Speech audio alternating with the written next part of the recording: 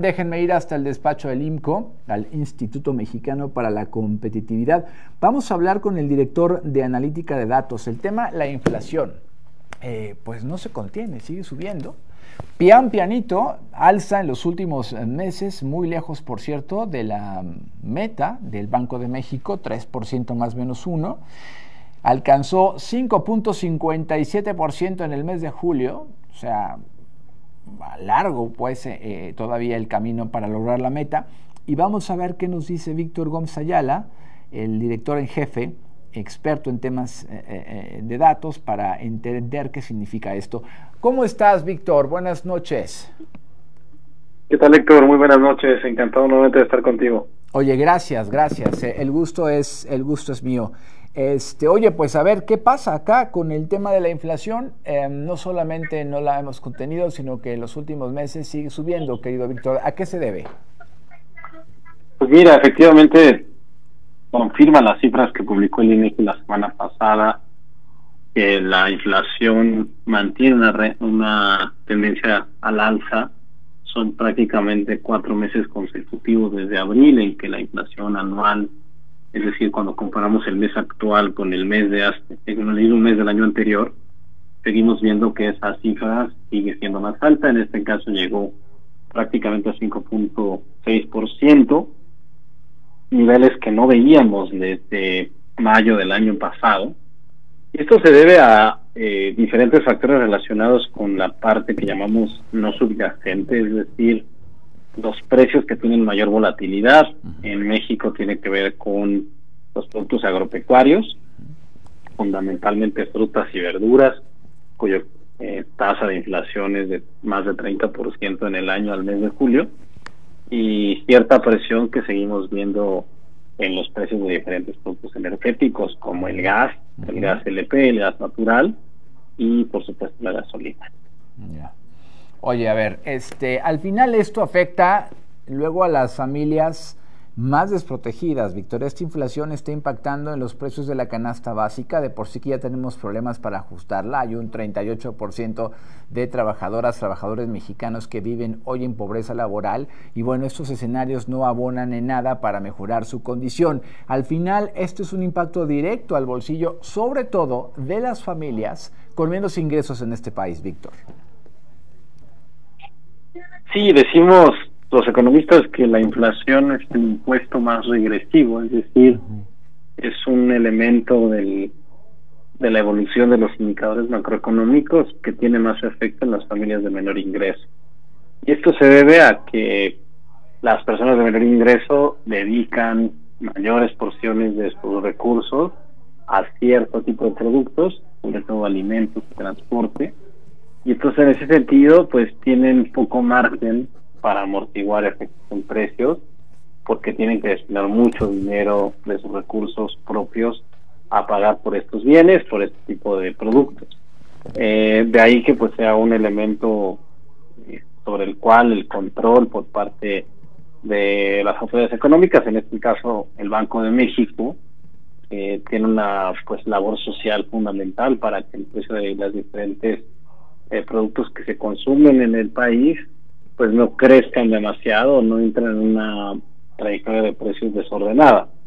Acá quizás lo complicado es que los elementos que están afectando el precio de las frutas y las verduras, decimos, tiene que ver con factores de oferta, es decir, temas relacionados con la producción, muchos de ellos relacionados con efectos asociados al cambio climático, que impactan el tema de las sequías, pero que también se ha impactado sobre todo en algunos estados del país, algunas inundaciones ocasionadas por los huracanes, ¿no? Y entonces la naturaleza de estos eventos meteorológicos y atmosféricos cada vez más frecuentes, que son consecuencia, pues, no otra cosa más que el cambio climático, impactan en la calidad de las cosechas, en los productos y por supuesto en los precios que pagan las personas que los consumen.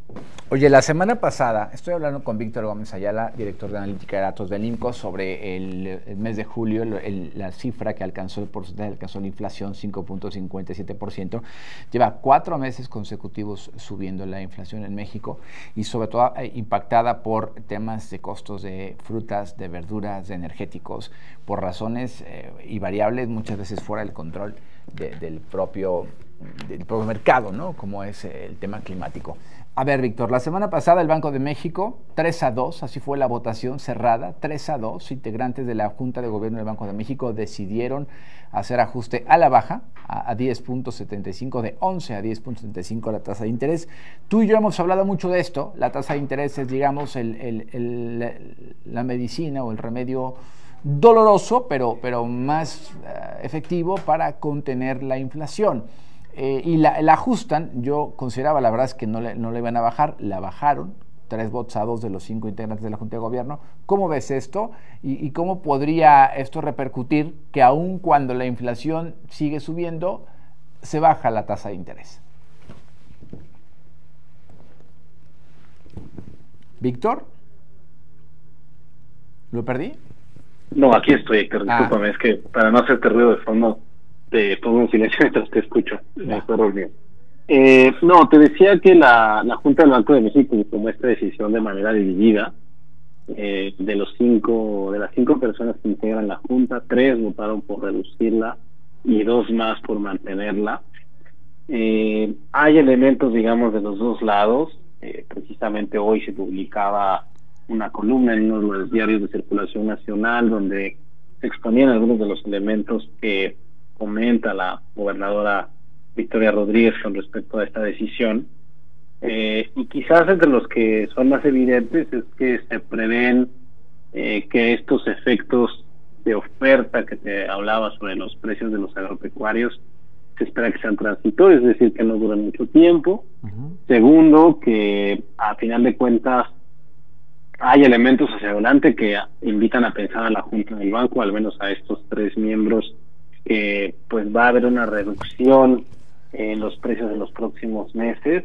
Fundamentalmente creo que algo que pueda ayudar a ese escenario es la desaceleración económica que estamos viendo a final de sexenio.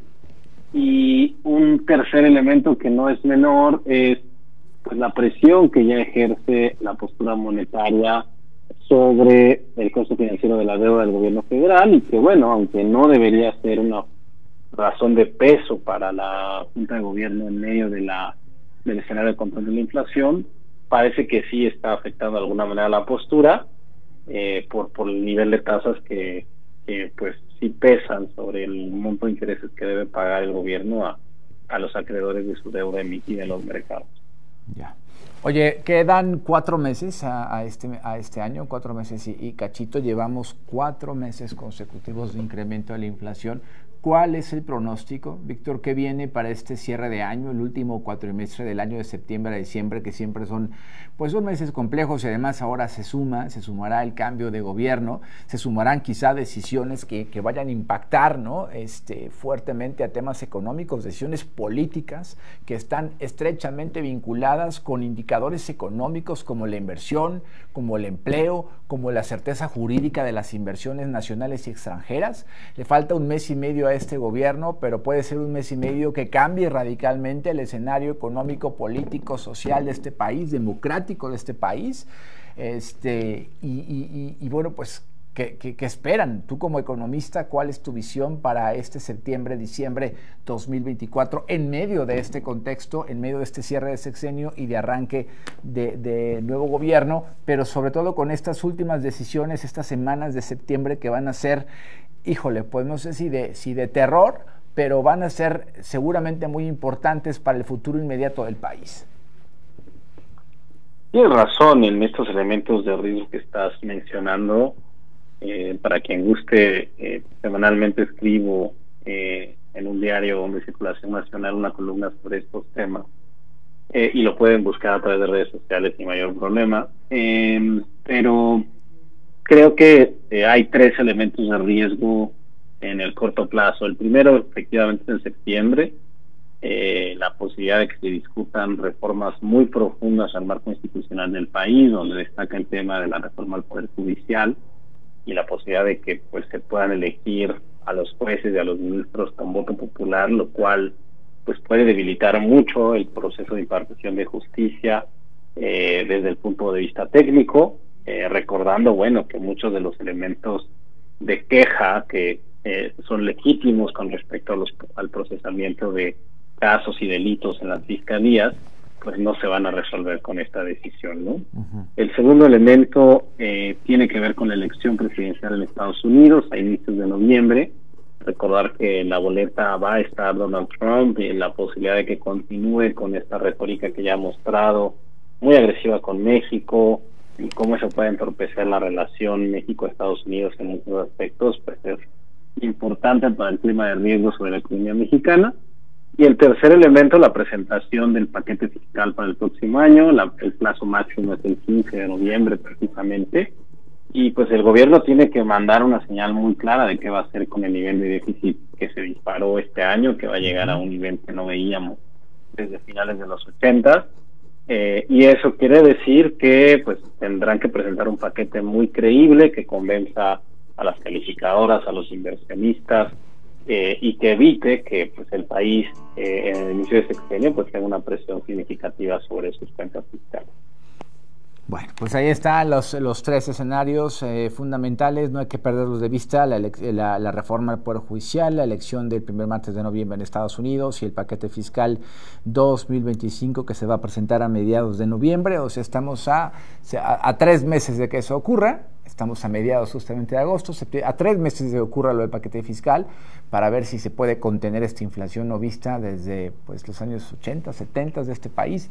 Lamentablemente así cierra, es la herencia económica que deja el gobierno del presidente López Obrador: déficit, inflación, endeudamiento, un crecimiento económico de los más mediocres que ha tenido el país en los últimos sexenios. Así se va este sexenio del presidente López Obrador en materia económica, sí con muchos programas sociales, sí con muchas pensiones, sí con muchas becas, pero con poca sustancia para que la economía mexicana pueda realmente revertir su crecimiento. Estimado Víctor, siempre es un gusto hablar contigo. Te agradezco de cada que te buscamos estés dispuesto para conversar con la audiencia de Así las Cosas en el Bajío. Te mando un abrazo grande y pues seguimos hablando.